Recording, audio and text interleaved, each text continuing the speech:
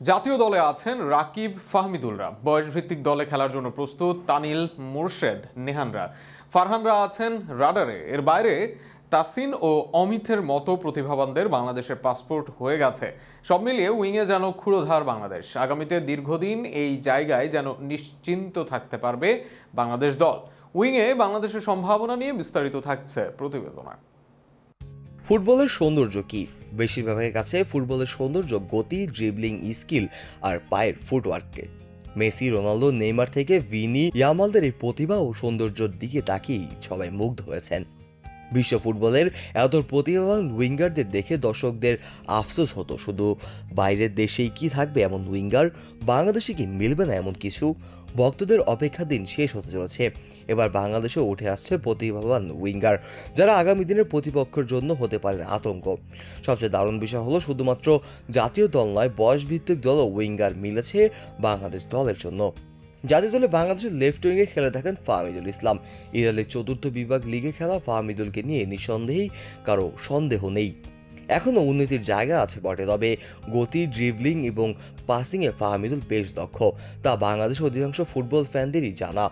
ফাহমিদুলদের থাকা মানে বাংলাদেশ আক্রমণে বাড়তি অস্ত্র যোগ হওয়া। রাইট উইংয়ে রাকিব হোসেন বাংলাদেশের সেরা অ্যাটাকার।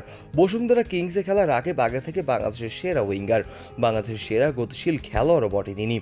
প্রতিপক্ষের কাউন্টারে নানা সময় রাকিব ভয় ধরিয়েছেন, তাই বর্তমানে ফাহমিদুল ও রাকিবকে উইংয়ে বেশ উঁচু কদর করাই যায় বাংলাদেশের প্রেক্ষাপটে। বয়সভিত্তিক দলে বাংলাদেশের হয়ে খেলতে এসেছেন তানিল শালিক ও আব্রাহাম ইসলাম। আব্রাহাম খেলেন অস্ট্রেলিয়ার প্রথম বিভাগ ক্লাবে। এর আগে বাংলাদেশের বয়সভিত্তিক দলও খেলেছেন তিনি। আগামী দিনেও দেখা যাবে এই তারকাকে। আর ইংল্যান্ডের তৃতীয় বিভাগ লিগের বয়সভিত্তিক দলে খেলেন তানিল শালিক।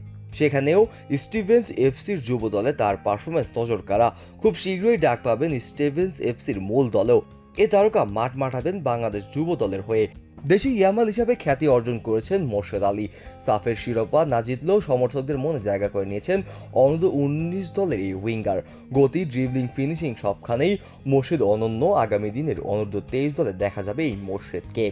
জাতীয় দলের দরজা আছে তার জন্য খোলাও। অপরদিকে এখনও বাংলাদেশের হয়ে খেলা ব্যাপারে না বললেও ফারহান আলী ওয়াহিদ আছেন রাডারেও।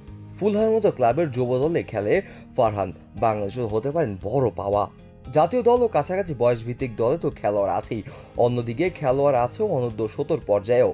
সেখানে বড় দুই নাম অমিত হোসেন ও তাসিন। অমিত হোসেন খেলেন ইপিএল এর ক্লাব ফুলহামের একাডেমিতে, আর সুইডেনের অনূর্ধ্ব-15 দলে খেলেন তাসিন। বাংলাদেশের পাসপোর্টও করেছেন তিনি ইতিমধ্যে।